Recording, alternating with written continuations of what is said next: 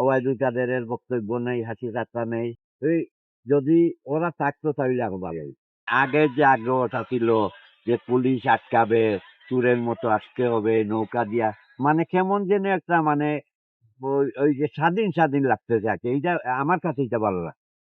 বেশি স্বাধীন হয়ে গেছে। কেউ ধমকাচ্ছে না, মানে পুলিশ আটকাচ্ছে না, সবাই একদম ফ্রিলি। এইটা যেমন ১৫ বছরের পরে আমার কাছে যেমন এইটা মানে মনে হয় যেমন আমরা কি একটা মানে মিস করতেছি আরকি। ওবায়দুল কাদেরের বক্তব্য নেই, হাসি ঠাট্টা নেই।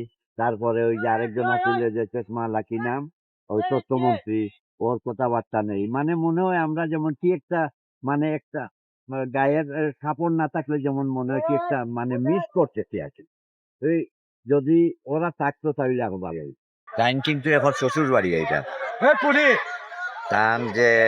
তান যে বাবার স্মৃতি, তান বাবার যে রাজনৈতিক দল, তান মার যে যত জীবনের যে এই দেশের মানুষের কাছে এবং এই সিলেটের মানুষের যে তান অনুসারী এরার কাছে এরা দীর্ঘদিন পরে যে তাই বন্দি আসলা এবং করুণ পরিণতি লইয়া বাঁচিয়ে আসলা, এইসবের কারণে এ, আমি এই ব্যাপারে রাজনৈতিক বক্তব্য আমি সিলেটি ভাষায় দিব না।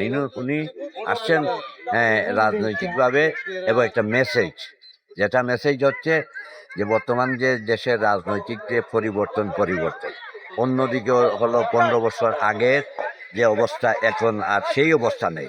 অন্যদিকে হচ্ছে আমাদের পার্শ্ববর্তী আমাদের দাদাদের দেশে আমার সাবেক প্রিয় নেত্রী উনি এইখানে অবস্থান করতেছেন। কাজেই এইবারের উনার বক্তব্যের উপরে অনেক কিছু নির্ভর করবে, দেশ শান্তির দিকে যাবে না অশান্তির দিকে যাবে। উনি শহীদ রাষ্ট্রপতি জিয়াউর রহমানের ছেলে, আমি আশা করি উনার এই বক্তব্যটা সারা বাংলাদেশে মেসেজ যাবে এবং আমাদের পার্শ্ববর্তী দেশের প্রধানমন্ত্রী, সাবেক প্রধানমন্ত্রী শেখ হাসিনা আছেন, উনার কাছেও সেই মেসেজটা যাবে, যার জন্য এবারের বক্তব্যটা অত্যন্ত তাৎপর্যমূলক এবং এবং ওই কি বলবো আপনার গুরুত্বপূর্ণ।